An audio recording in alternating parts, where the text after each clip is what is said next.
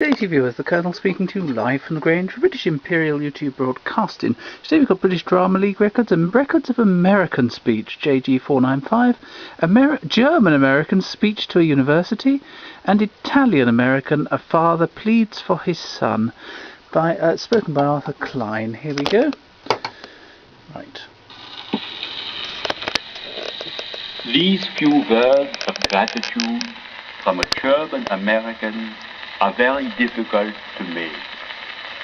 I am an old man who has spent his entire life in the cause of truth, freedom, and justice.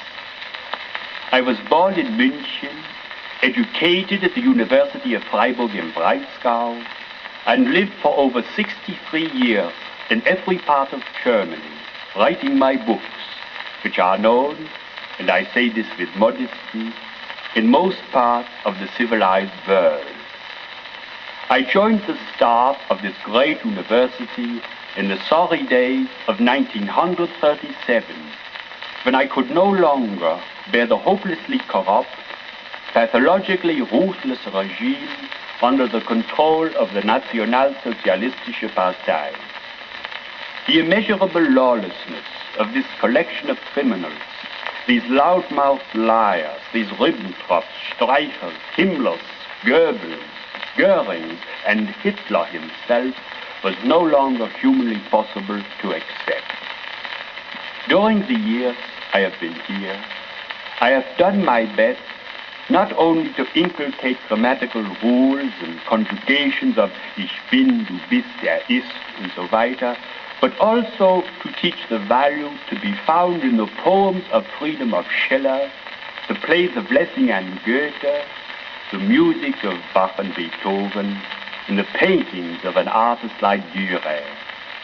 I have done my very best to combat the doctrines of violence which murders bodies and spirits. My whole life has been spent in combating the depraved adventures, the completely unhealthy, abnormal nightmares that this menagerie of criminals try to foster.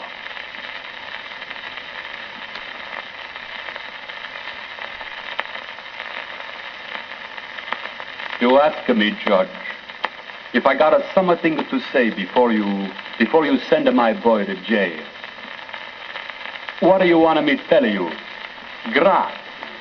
Thank you, Judge. You're a nice man.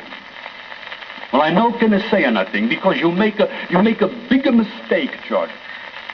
My Angelo, he's a good boy, but he's all mixed up in a head, Judge. It's the first time something like this ever happened in my life, Judge. I live in this country almost 26 years. When I come to this country, Judge, I get a job working in the mine. 16 hours in a day in the mines, digging the coal. No get much money. Never get a chance even to look at the sunshine. Just to work all the time for my kids to have a good education. I know one of my kids feel like the old man. No can speak good English. No can talk like a bigger boss. But all the same, I teach my kids to be good kids. And I know it's a good for a kid. If the man and the wife no fight all the time, that's a good. If the old man no drink too much vino, that's a good. If the old man talk nice to everybody, rich people, poor people, little kids, even the dogs in the street, that's a good too. My Angelo, Judge, he's 26-year-old now. When he finishes high school, he's going to go to college and become a school teacher. But when the more come, he goes right away into the army. He's nowhere to be called, Judge. He's a go himself because he believes in this country. And he goes in a fight in Italy, Judge, in Salerno, in Napoli, and in the same town in which I was born, Judge. It's not easy for me, Judge, when my Angelo, when he writes he's going to fight in Santa Maria. Maybe he killed some of my friends. I don't know. I don't ask not think. Well, there we are, viewers. I think the first one was fairly accurate, but the second one, well, it got into the realms of parody, really, didn't it? Oh well, hope you enjoyed it. Thank you, and goodbye.